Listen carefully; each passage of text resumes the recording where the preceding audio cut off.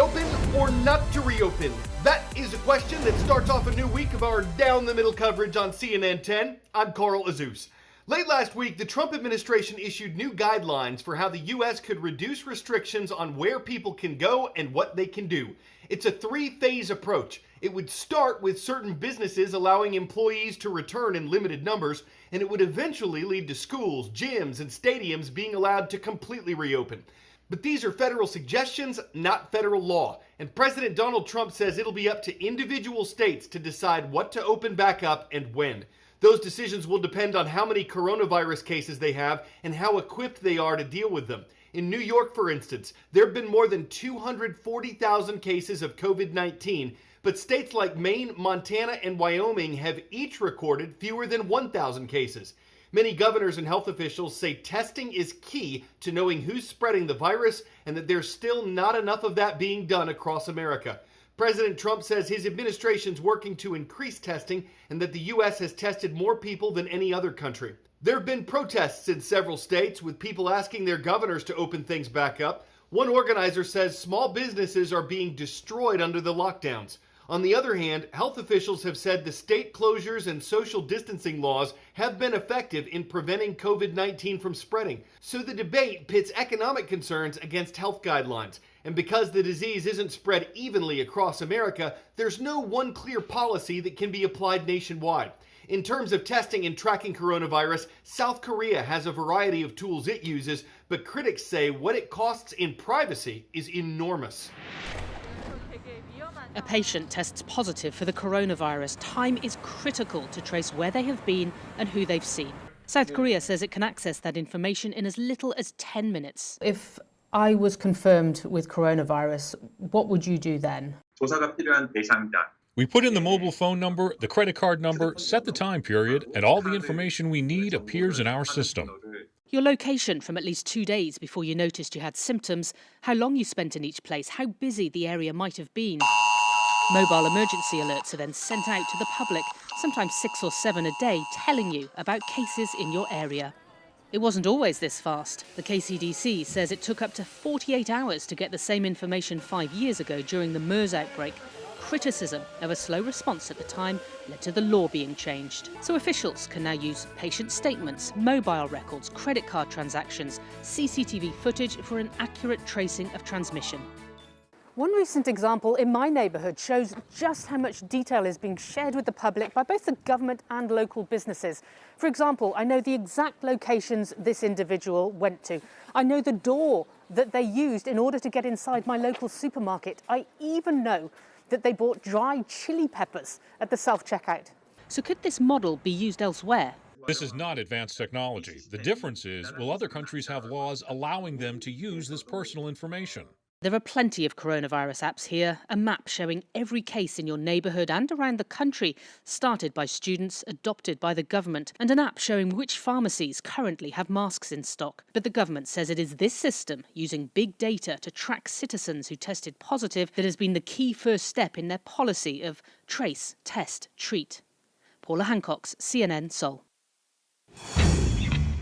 10-second trivia. Who are Thomas Marshburn, Jessica Meir, and Andrew Morgan? Are they all Shark Tank stars, Federal Reserve leaders, British royals, or NASA astronauts?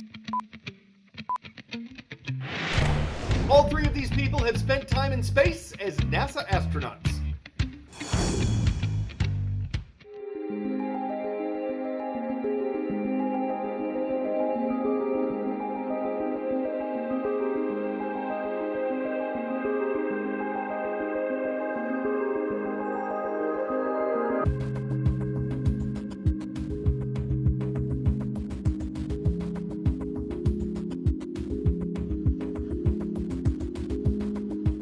It is quite surreal for us to see this whole situation unfolding on the planet below.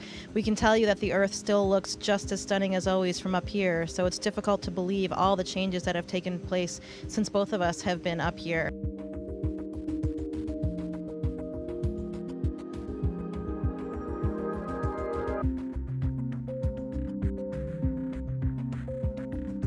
It's It's going to be kind of like a planes, trains, and automobiles scenario where I think we're going to even end up riding in an ambulance for several hours across the Kazakh steppe in order to get to our airplane. So it'll be a little bit different than normal, but this is the first time landing for both me and my crewmate Drew Morgan, so we don't really have anything to compare it to. It'll just be the way that it is for us.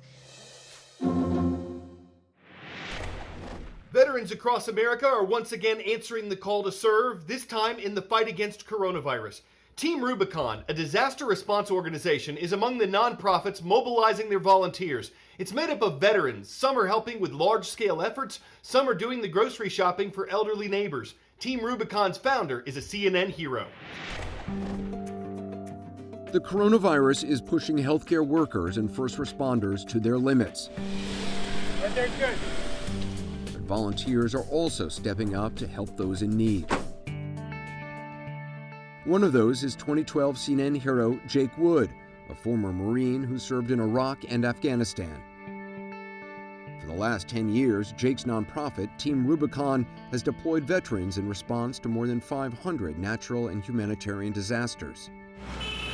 It started with the 2010 earthquake in Haiti. Let's get our gauzes, let's get our Chlorhex. When Jake led dozens of veterans I'm gonna go through and I'm gonna number the beds. on a mission to help. You match up the name to the meals.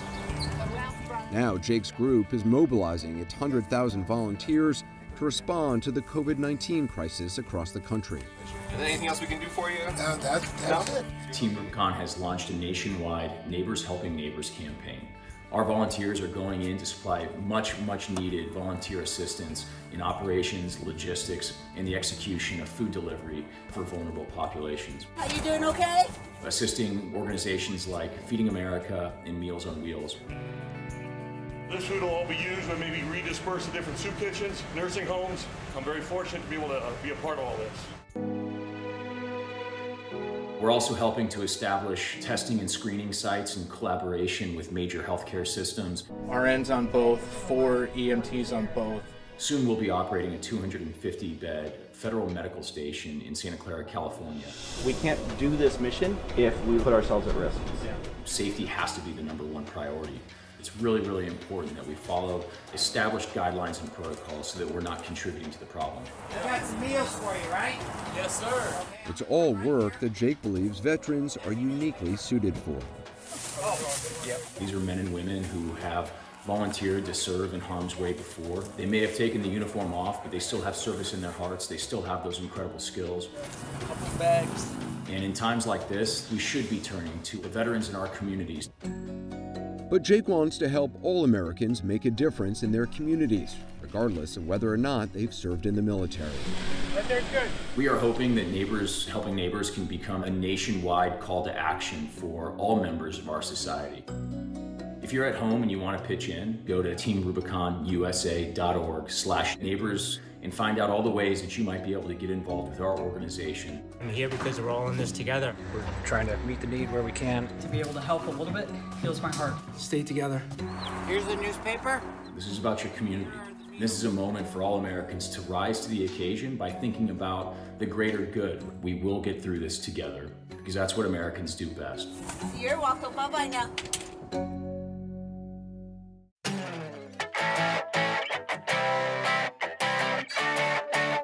Gyms closed, many national parks are closed. Unless you happen to have your own granite outcropping, there are just not that many places to go rock climbing. So an arborist went into an old barn and built his own. It took Noah Peck about 3 days to construct a wall he could scale. He uses old tree stumps to fashion new climbing handholds. And while most people stop when they hit the wall, that's where Peck gets started on his workouts. So Noah picked a great way to stay in shape, and it's easy to see how he got roped into it. Oh sure, some might lay back or choose to belay around all day, but climbers tend to be bolder than that. The very idea repels Noah. They're not afraid to take up a mantle that totally rocks. I'm Carl Azouz. The American International School of Egypt totally rocks. Thank you for watching from Cairo. We'll see you tomorrow on CNN.